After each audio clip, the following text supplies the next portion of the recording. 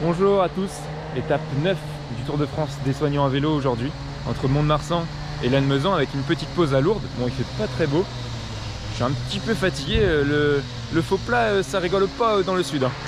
Faut l'avouer, hein. Donc aujourd'hui vidéo un petit peu spéciale, je suis tout seul, j'ai rencontré des soignants qui m'ont gentiment accueilli dans un hôpital de Lourdes. Donc c'était un agent d'entretien, Eric, et une cadre de santé, donc infirmière, cadre, qui m'ont répondu à mes questions, mais pour des raisons déontologiques et des raisons administratives, etc. Et de confidentialité, je vais pas pouvoir rencontrer les soignants à l'intérieur d'une structure hospitalière publique, malheureusement. Donc je les ai rencontrés, on a vu, on a parlé, j'ai vu à quel point ils étaient occupés depuis 6h30 ce matin au service de leurs patients. En revanche, j'ai été en contact avec la cadre de santé qui m'a donné pas mal d'informations que je vais essayer de relayer. Donc voilà, donc sous une forme un petit peu différente aujourd'hui. Donc 3 métiers impliqués dans l'hygiène en santé pour illustrer les propos d'hier plus théoriques. Les ASH, agents de service hospitalier, les aides-soignants, les IDE, infirmiers diplômés d'État.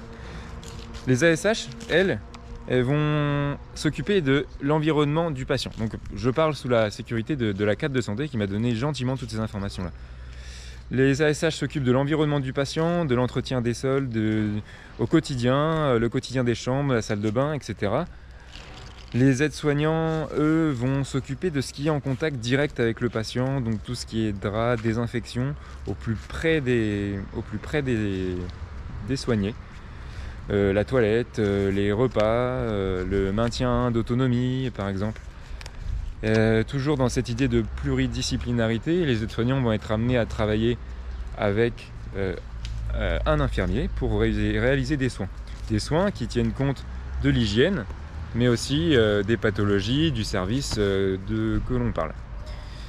Par exemple, les aides-soignants, les infirmiers peuvent être amenés à faire une toilette, auquel cas on peut avoir une aide entre les deux. L'IDE, lui, agit sur prescription médicale et peut, par exemple, sur un soin qu'on va prendre, l'escar. L'escar, il s'agira d'enlever un pansement, nettoyer, désinfecter, avec des règles d'hygiène. L'IDE, lui, l'infirmier, va réaliser l'acte avec potentiellement l'aide-soignant à côté qui va l'aider, tenir une jambe, maintenir le bras, etc. Donc c'est toujours un travail d'équipe au profit du patient. Voilà, donc les ASH sont souvent un bac à SSP, donc c'est ce qu'on m'a expliqué. Aujourd'hui on parle plutôt de bac ST2S, il me semble. Les aides-soignants, eux, ont un diplôme d'État, d'aide-soignant, et les IDE également un diplôme d'État préparé en 3 ans après le bac. Comme matériel que j'ai pu voir ce matin, on avait des chariots à ménage, il y avait du linge, tout ce qui est propre, sale, séparé, de couleurs différentes, des lavettes, etc., des balais spécifiques à l'ergonomie. Là on parle au kiné, l'ergonomie, le kiné, ergothérapeute, etc. Pour éviter les troubles musculo-squelettiques. On a des lits à hauteur variable, des lève-personnes, des guidons de transfert, etc. Tout autant de matériel mis au service de ces professionnels. Voilà, on a des draps de glisse, pour l'hygiène, des solutions hydroalcooliques, etc. Pour reparler un petit peu structure, organisation, on a le CLIN. Le CLIN, qu'est-ce que c'est ? C'est le comité de lutte contre les infections nosocomiales. Infections nosocomiales, on a parlé hier avec Brice dans la maison de santé de Samadé. Ce sont les maladies qui peuvent être provoquées par une exposition à quelque chose dans un établissement de santé. Donc le CLIN, lui, c'est un organisme qui veille au respect de ces consignes d'hygiène et à son application dans les différentes structures publiques. Voilà, comment ils travaillent ou comment ils travaillent, ces personnels, ils travaillent 12 heures par jour.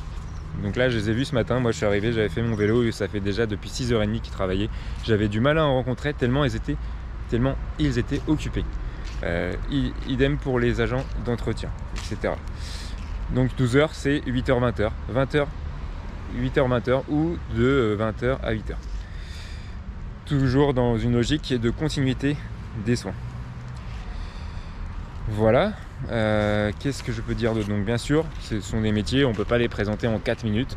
L'objectif aujourd'hui, c'était d'en parler parce que c'est important. Les maillons de la chaîne en santé, il y en a plein. Ça pourrait se développer encore plus longtemps.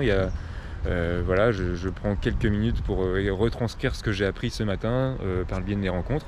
Mais forcément, il y a plein de soins paramédicaux, médicaux que font ces différents professionnels au profit des patients que j'ai rencontrés ce matin. Je vais retourner à mon vélo en profitant de cette vue. Donc il y avait le château derrière là. Bon là on le voit pas. De cette vue sur les Pyrénées. Mon vélo il est là, il est prêt à partir sur Lannemezan. Et puis voilà. À la prochaine pour l'étape numéro 10.